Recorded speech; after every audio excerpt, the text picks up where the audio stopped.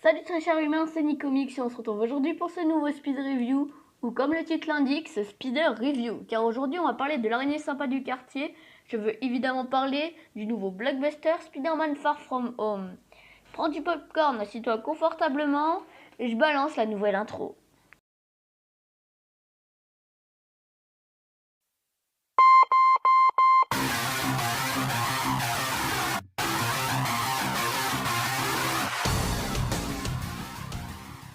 Alors, j'imagine que vous connaissez la formule, je la rappelle pour les nouveaux.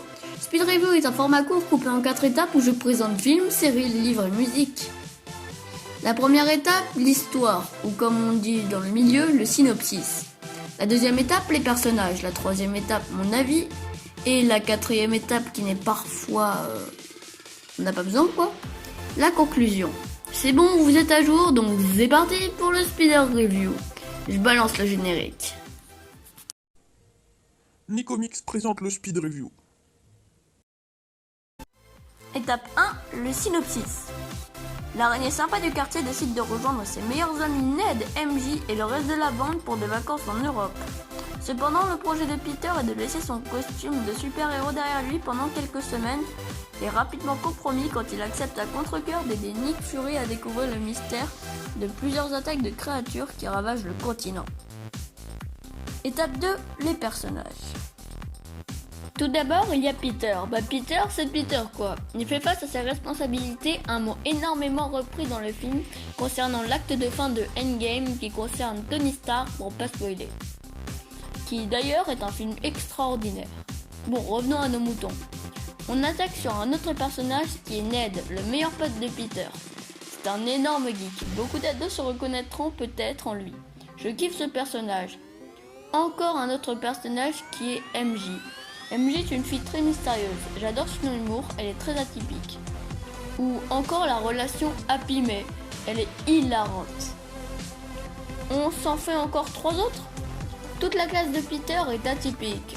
Entre un geek, un super-héros, une fille mystérieuse, un instagrammeur, une fille surdouée, un beau gosse cliché, un accompagnateur qui fuit ses responsabilités et un autre qui fait trop son papa poule, la classe de Peter est clairement atypique.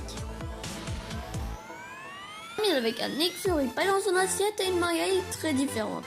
Je me demande bien pourquoi. Passons au méchant du film qui est nul autre que Mysterio. Mysterio est quant à lui un méchant de petite production comme j'aime dire. Il est très bien, mais avant lui il y avait quand même le titan fou Thanos. Donc oui, il fait certes un méchant, mais quand même, il a succédé à Thanos quoi. On arrive enfin à l'étape 3, mon avis. Un ami d'Instagram m'a conseillé d'aborder plus de sujets dans mon avis pour une critique digne de ce nom. Alors, un petit A, un petit B, un petit C. Petit A, les points négatifs. Alors il faut que je les trouve car à mon goût ce film n'a pas de défaut, à part peut-être d'être épileptique. Petit B, les points mitigés. Il y en a pas à part l'enchaînement d'images, car à un moment les images m'ont retourné le cerveau. Petit C, j'ai adoré. Les performances d'acteurs, l'histoire, le film en général était clairement dans le top 3 de mes films préférés. Bon, je pense qu'on n'aurait pas besoin de faire d'étape 4 parce que la conclusion est déjà faite. Pour ce, je vous laisse et je vous dis d'aller vous abonner à mon compte Instagram qui est Nicomix. Et bye, à bientôt pour une nouvelle vidéo. Et psst, il y a une outro.